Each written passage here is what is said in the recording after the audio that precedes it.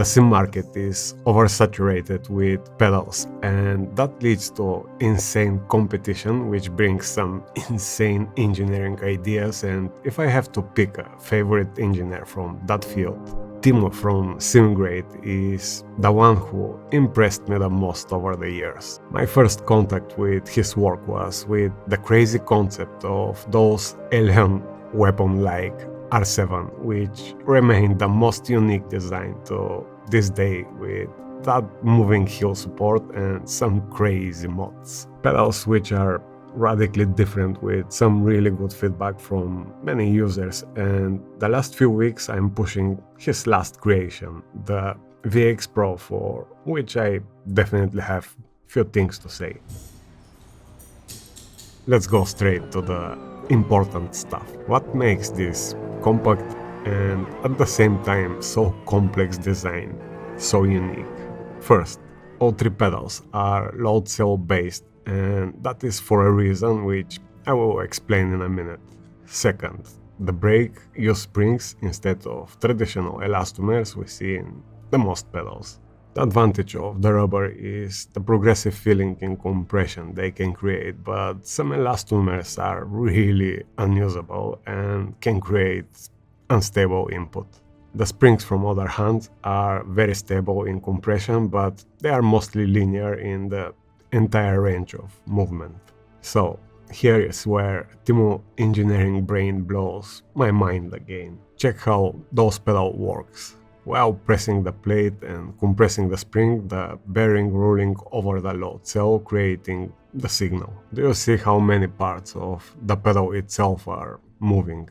This may look like over-engineering, but let's see what actually happens. While compressing the pedal, the arm of the spring support move and change the geometry, which changed the spring position in relation to the pedal arm, which changed the resistance of the spring itself because of the different angle, and that creates progressive feeling from linear spring. Problem solved.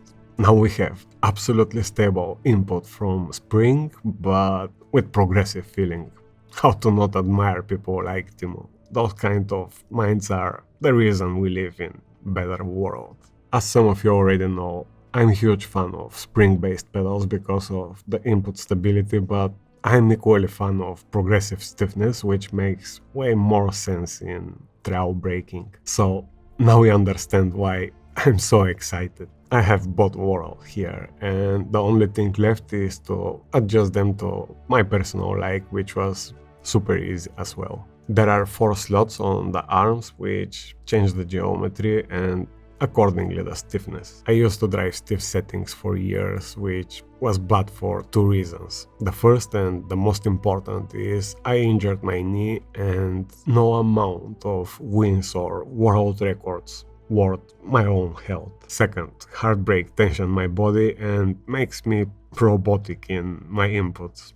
Being relaxed is very important for precision. So I found the softest slot to work better for my personal like, but switching between those 4 slots is super easy. Relax the spring, move the piston, and secure.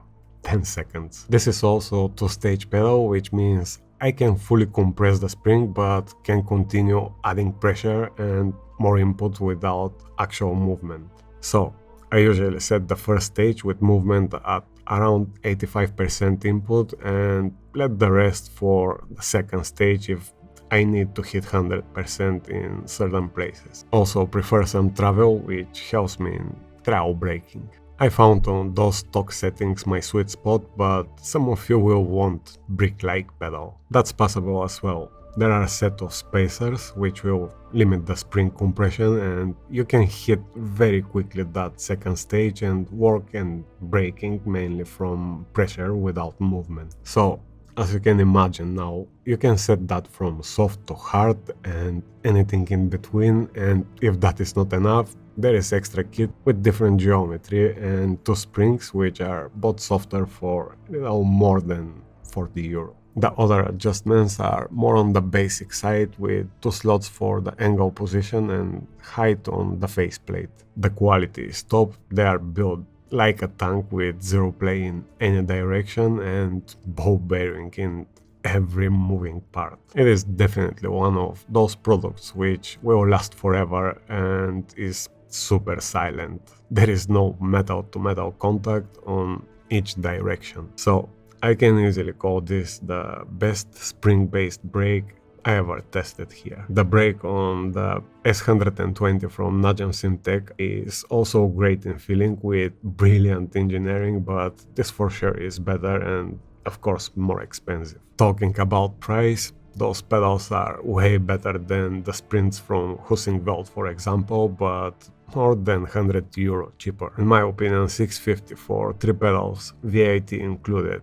Put those in the list of one of the best value on the market. Let's check the throttle now. As you can see, it's almost the same engineering and works the same way, just with softer spring and 3 points on the arms for stiffness, and of course, as on the brake, here we have progressive compression too, but as everything is way lighter, it's not very pronounced. Timo believes that progressive feeling can help muscle memory and better control, but I personally haven't found any benefit or negative. That being said, it felt absolutely natural from the very first drive. The throw is not very deep in stock settings and can be extended removing this part here, which will release the extension of the pedal toward you and may need further angle adjustment, but for me the standard travel is absolutely enough. In few laps I just felt home. Also, because it's load cell produce progressive input, but Timo have ready profiles which makes it linear. There is an argument that the load cell is more precise than Hall sensor, which is arguably true because of the resolution, but in real case use that will make zero difference. And the other argument is durability, but most of the high-end pedals use automotive Hall sensors which are closed and no dust will ever reach the interior, so I won't say that argument can stand those days. That being said, I personally don't see advantage or disadvantage with that load cell, but nevertheless the pedal feels good and will last forever, and that's what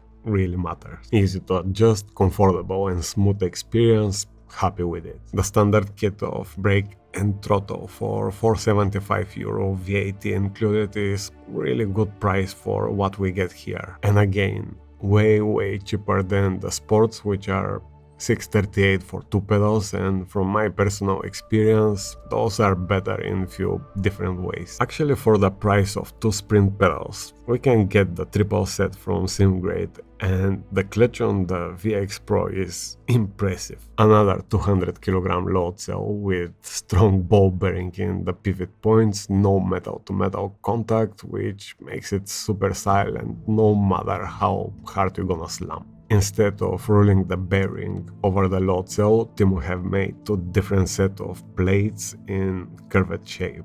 Now, those curves create the bite point feeling. Once the bearing past the curve and fall in the last slot makes the pedal a bit lighter and give that bite point feeling. However, if you don't like that 2-stage feeling, which some people don't, the second set will make the movement linear. I personally prefer the bite point plates, but again, if you don't, you are covered. This clutch is definitely the most adjustable I ever tested on my rig. The control box is pretty basic in 3D print case and I guess makes sense for the low price, but Timo said they did the best they can in the PC board for input stability. He says they use 3-stage signal filtering to make sure in deep turning in, where those powerful DD bases create a lot of electromagnetic field, the signal remains stable, which is super important for precise trail braking. So it's good to know they give a bit more attention to that as well. As you can see, I am impressed for many different reasons, but what impressed me the most is the price for what we get. If I was testing those blindly without knowing the price, and after my experience with so many pedals, my guess was going to be at least 800 for the 3 pedals, and even 1000 wouldn't surprise me, but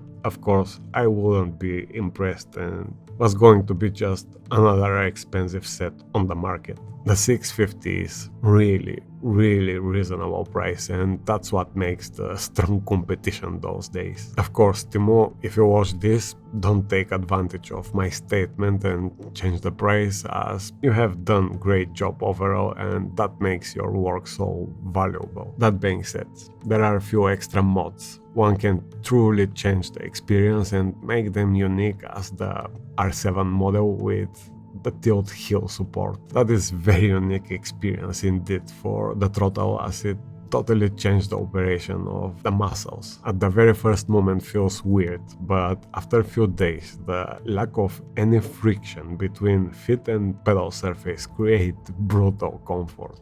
It is really hard to explain, as there is nothing like to be compared, but it's sweet once you get used to it.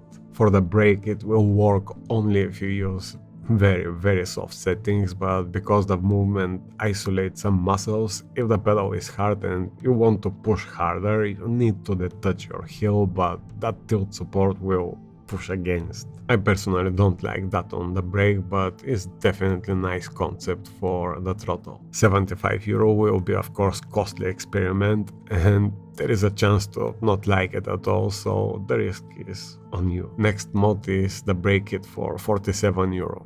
Now, I personally found all I need on the standard kit. This extra kit will give you some more different slots and two softer springs, so you will have like another 20 different settings to play with if you are more picky than me. And the last one is the side support.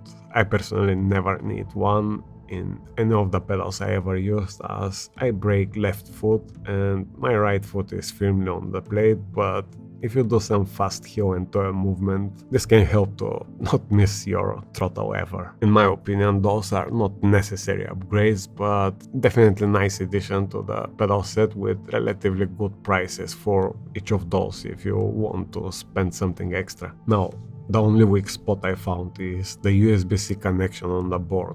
This type of USB is not very strong by nature, and I already broke one on my motion rig. Make sure to secure the cable with some tape and put the board on safe place. I was lucky to break just the cable head, but if the board connection breaks, it will not be ideal. Other than that, I can easily put those pedals in my top 5 favorite together with the SimMagic P1000, IMSIM Talento Cube controls, which are way more expensive. And of course I don't put SimoCube in that list, as they are on different league from performance and price. And in my opinion, if you put one of those SimMagic haptic motors, as I did, it can be the last pedals you will ever need. So, great job Simgrade, and as I've said, Timo, don't change the prices of those, as that is big part of the positive review.